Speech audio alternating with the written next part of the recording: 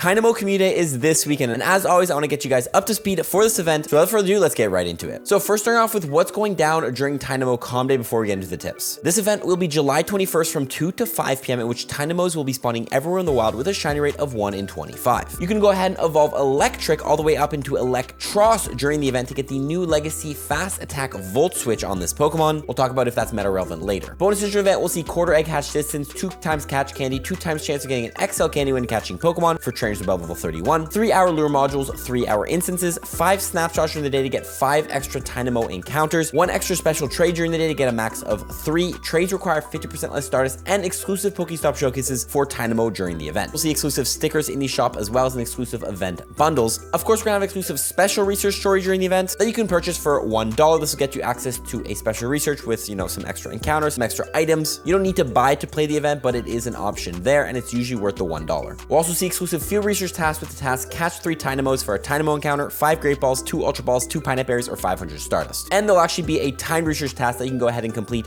to get Unova Stones, which you will need to evolve those Electrics. Finally, after Community from 5 to 10 p.m., we will see 3-star raid battles for Electric in Pokemon Go, which you can go ahead and raid. They cannot be shiny, and you cannot use remote raid passes on these, but complete one of these 4-star raids. Sorry, did I say 3-star raids or 4-star raids? And for the next 30 minutes within 300 meters of the gyms, Tynamos will be spawning everywhere with the same shiny rate, pretty much allowing you to play Community Day after the event's actually over in case you can't because of work or something like that. Now that's all the event details. Let's get right into the tips with, as always, starting with the 100% IVs for Tynamo. Now on screen is the Tynamo Perfect IV chart, showing you 100% IV CPs for Tynamos from level 1 all the way to level 50. Now obviously we, not all these numbers are going to be useful for us, so we want specific ones. Starting off with research. Any Tynamo you catch or any Pokemon you catch is always caught at level 15 from research, so a 347 CP is a guaranteed 100% IV for a Tynamo from any sort of research, timed field, all that stuff. If you're hunting Tynamos in the wild, in weather boosted conditions, Tynamo Electric type gets boosted in rainy weather. The highest level of Pokemon can be in those conditions is level 35. So a 753 CP is a guaranteed hundo for a Tynamo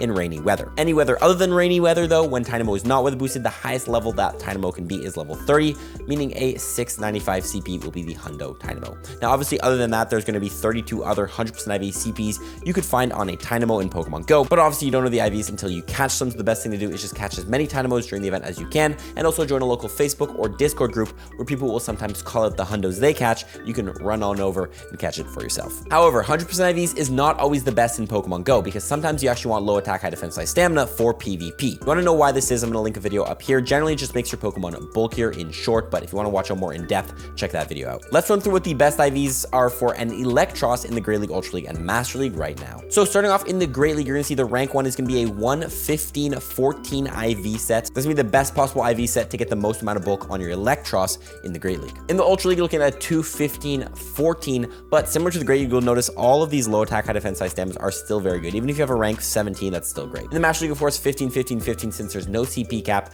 you want the hundo. But that really begs the question, is Eelektross, especially with the new move Volt Switch, actually any good in Pokemon Go? And should we actually care about getting these PvP IVs? Okay, on screen is going to be the Eelektross against the Great League meta. You will notice when there's an X, that's a Pokemon Eelektross beats, a 0 or a circle doesn't beat. On the left, I have the original Eelektross with Spark, on the right with Volt Switch. As you will notice here, there's actually a couple big wins here.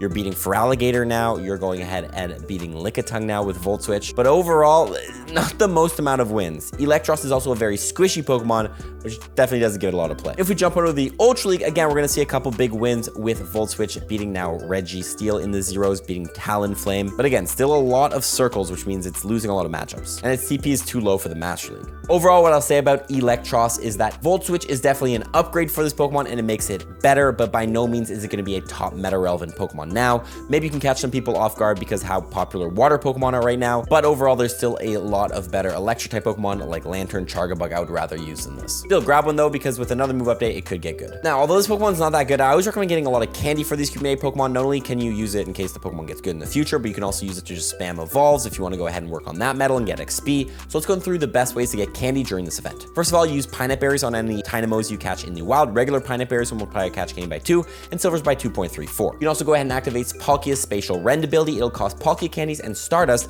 but it will double the spawn distance you can see, allowing you to see more Tynamos. You can catch those Tynamos, you're gonna be getting more and more candy. It's just the most efficient way to grind, especially if you're trying to grind candy. Then you can go ahead and Mega Evolve a Pokemon. If you don't know when you Mega Evolve Pokemon in Pokemon Go, you'll get more candies, XL candies, and XP for catching Pokemon of a certain type. Obviously, we have one type of Pokemon spawning during this event, so it's a no-brainer to Mega Evolve correctly. Now, in terms of what is gonna be the best Mega to go ahead Mega Evolve, you really just need to make sure you Mega Evolve an electric type Pokemon. That will include, of course, Mega Ampharos, Mega Manectric, or the Primal Kyogre, which also actually does boost electric type Pokemon. So have one of those active during the event. It's going to be a no-brainer. You can also go ahead and trade away Pokemon. When you trade away Pokemon, you'll get a regular candy.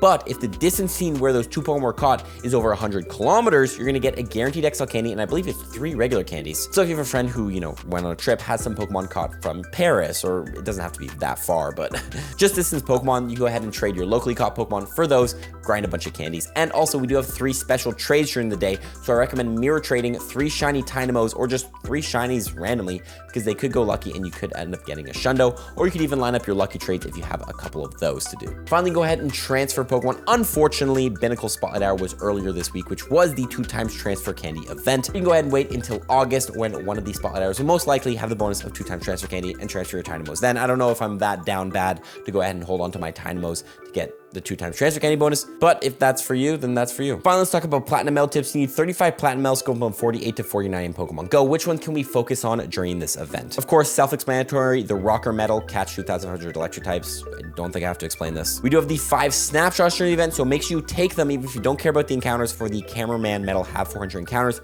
in Go snapshots. See how high you can get that medal. Let me know actually in the comments who has the highest snapshot medal. The Picnicker medal, use a lure module to help any trainer catch 2,500 Pokemon, is another one to work on. We have 3-hour lure modules. I always recommend going to the busy area, your hotspot, local hotspot. Be the first to drop lures, because when all the trainers rush in to start catching Tynamos, they're catching them off your lures, helping you work on this medal. Finally, I'll talk about the Showcase Star medal. It's funny how I still haven't gone up a single point in like 3 months on this. But yeah, we do have the Tynamo showcases. Try to win them to your best of your ability, and always go to the less popular showcases if you can. There'll be less competition, higher chance for you to win. It's just, that's how you play the game, baby. If you guys enjoyed this video, you will enjoy the one below. Good luck on Tynamo community, and stay tuned for my live stream if you want to watch some live gameplay of me catching them shiny Tynamos. See you in the next one. Follow for tips. Peace.